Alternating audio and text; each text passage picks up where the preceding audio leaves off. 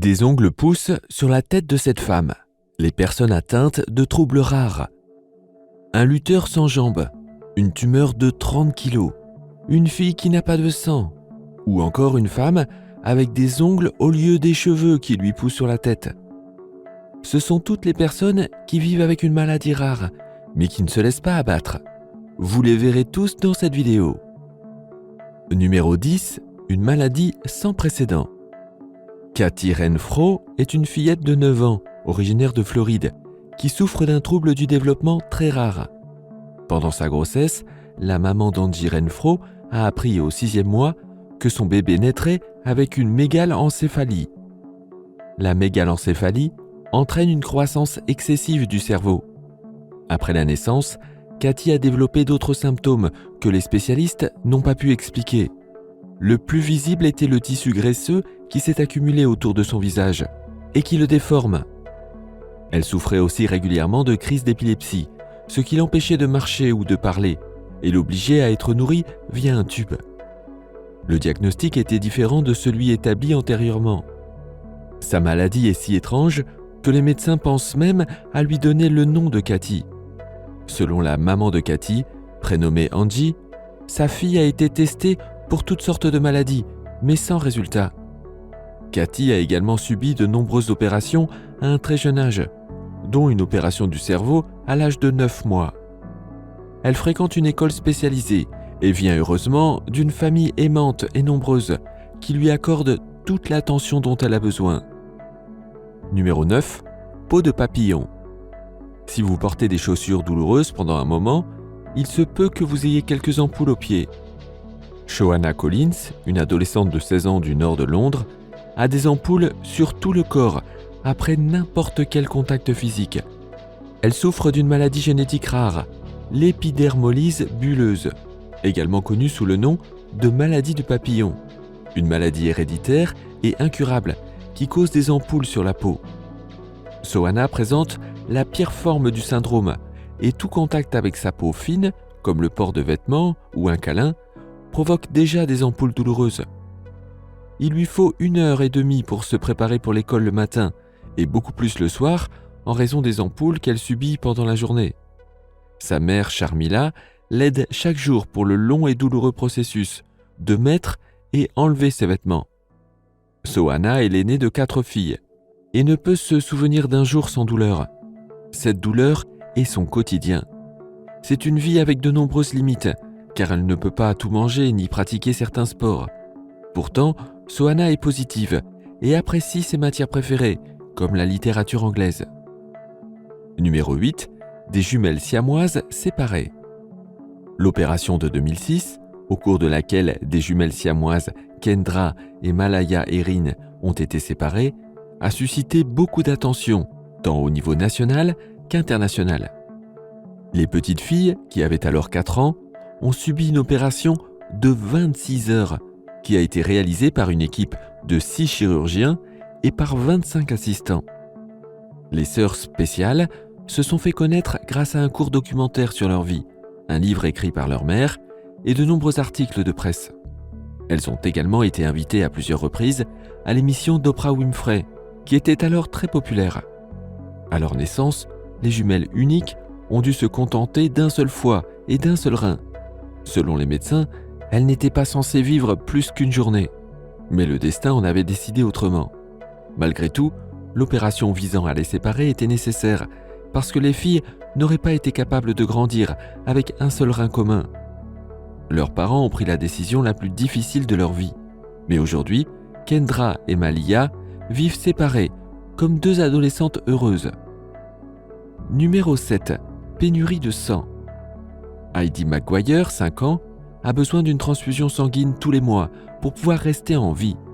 Sa pénurie de sang persistante est causée par l'anémie de Black Fan Diamond, ABD, une forme très grave d'anémie. En conséquence, son corps est incapable de produire lui-même des globules rouges. Cette maladie est extrêmement rare et touche un enfant sur 166 000. Tous les espoirs des parents de cette petite sont désormais tournés vers un traitement expérimental aux stéroïdes. À l'heure actuelle, c'est la seule chance pour Heidi de vivre une vie sans transfusion sanguine. Le traitement aux stéroïdes produit des effets secondaires, comme un comportement agressif.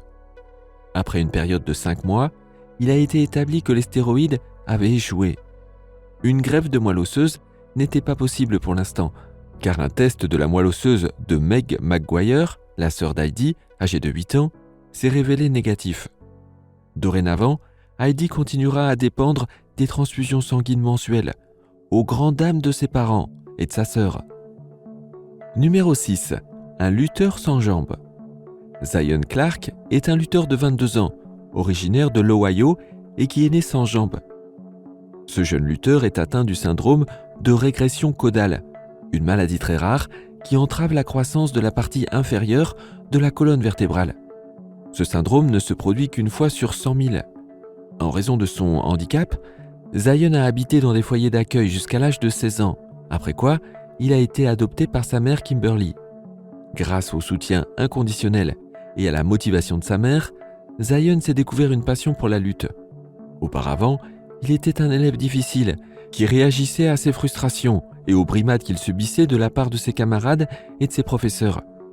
Il peut désormais consacrer toute son énergie à sa nouvelle passion, la lutte. Zion est un lutteur sérieux qui s'entraîne 6 fois par semaine et 2 fois par jour.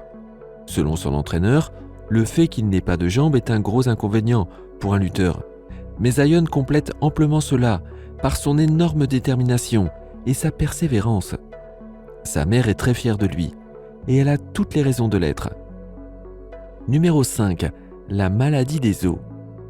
Carly Kenrote et Billy Schmidt font partie des 900 individus identifiés dans le monde vivant avec la maladie génétique fibrodysplasie ossifiante progressive, ou FOP.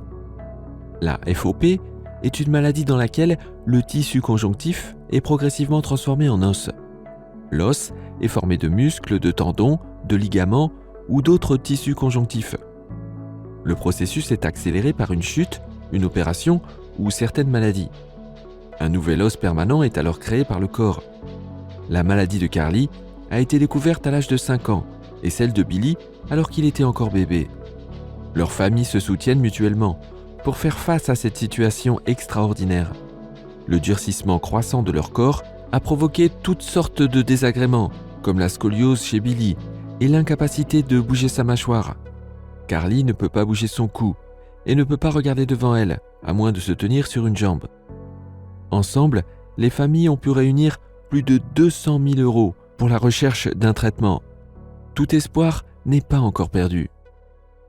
Numéro 4. Aussi fragile que le verre.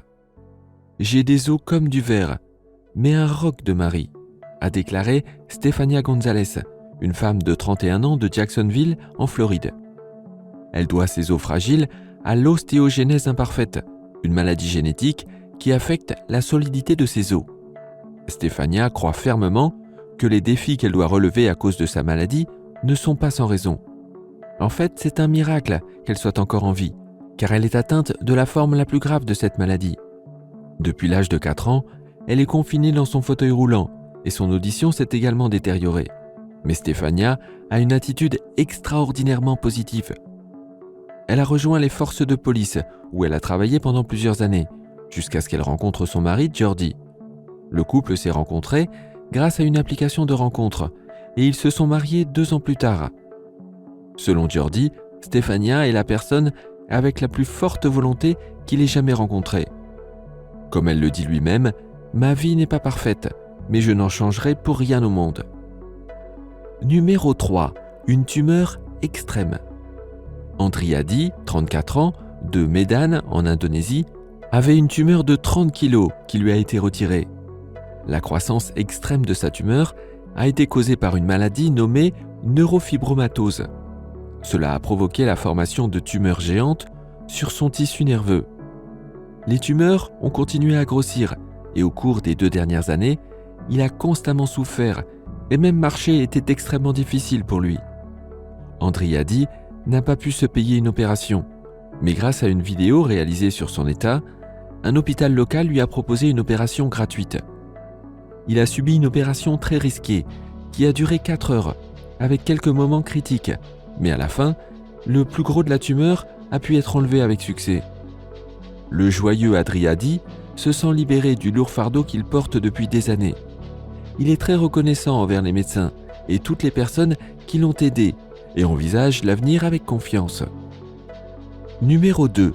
Des bactéries mangeuses de peau.